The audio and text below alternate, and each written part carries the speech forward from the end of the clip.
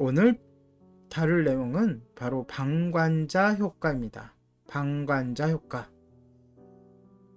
어떤 건지 함께 나누도록 하겠습니다.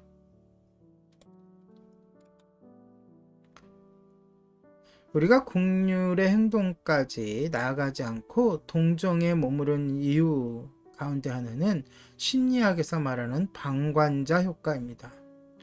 우리는 자신을 응급요원으로 보지 않고 걱정만 하는 방관자 자리에 머무를 때가 너무나 많습니다.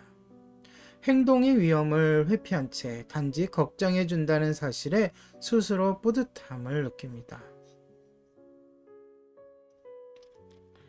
방관자 효과는 군중이 비극적인 사건을 목격하고 기록까지 하지만 아무도 나서서 행동하지 않는 현상을 설명하기 위한 방법으로 비교적 최근에 나온 개념입니다.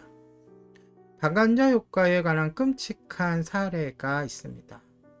사진작가 케빈 카이터 이야기입니다. 그는 아프리카 사하라 사막 남쪽에서 벌어지는 인간 고통을 포악한 한 장의 사진으로 유명합니다. 오타인데요. 포착한. 네. 인간 고통을 포착한 한 장면의 사진. 바로 왼편에 나와 있는 그 사진이죠. 그 사진은 한 수단 소녀를 보여줍니다. 가냘픈 소녀가 먹을 것을 얻기 위해 홀로 구호소로 기어가고 있습니다. 사진의 배경에는 그 아이가 죽기만 기다리는 독수리 한 마리가 보입니다. 실상은 그렇지 않지만 한 소문에 의하면 카터가 더 좋은 사진을 찍기 위해 독수리가 날개를 펼 때까지 20분 정도 기다렸다는 것입니다. 하지만 사실은 그가 사진을 찍은 뒤에 독수리를 쫓아내고 나서 다른 무언가를 발견하고 또 사진을 찍으러 소녀를 두고 갔다는 이야기가 정설입니다. 그리고 중요한 것은 독수리는 산 사람을 먹지 않습니다. 그러니까 이 사진은 독수리가 소녀를 따라다니며 죽을 때까지 기다리는 것이 아니라 우연히 찍힌 사진이 그런 이야기를 낳은 것이죠. 하지만 이 사진에는 방금 제가 서두에 얘기했던 또 오늘 제목과도 같은 방관자 효과를 떠올리게 합니다. 이 사진을 점점 많은 사람들이 그 사진을 보다 보니 카터는 그 소녀에게 관한 질문을 받기 시작했습니다. 소녀는 어떻게 되었을까요? 도움을 받았을까요? 라는 수도 없는 질문을 받았습니다. 그 질문의 어투는 카터를 나무라는, 왜 도와주지 않았느냐?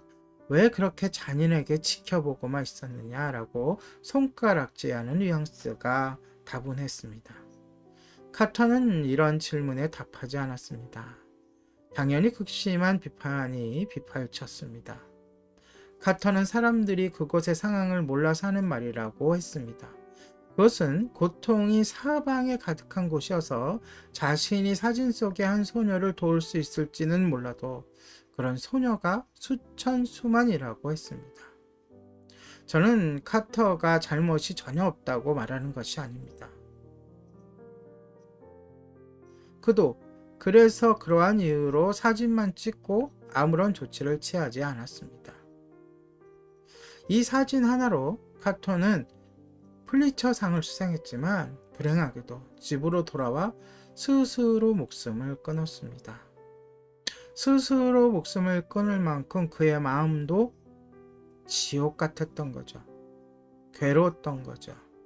힘들었던 거죠. 그에게 가차없는 비난을 쏟아냈던 사람들에게 묻고 싶습니다. 그가 사진을 찍기는 했지만 그 사진을 보고 고통과 굶주림에 관한 기사를 읽고 나서 아무런 행동을 하지 않는 우리는 덜 비난받을 만한가요? 카터보다 나은가요?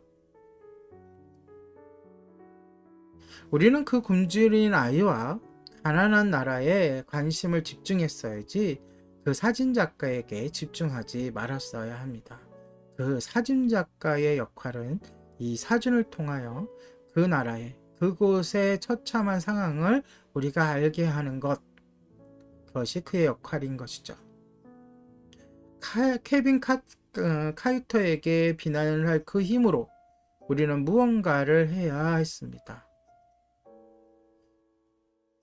그러나 아무것도 하지 않고 오히려 카터에게만 책임을 넘기고 손가락질한 거죠. 물론 우리는 변명할 수도 있습니다. 그러나 그것은 비겁한 변명일 뿐입니다. 우리가 행동하지 않고 방관자로 살아가는 이유로 흔히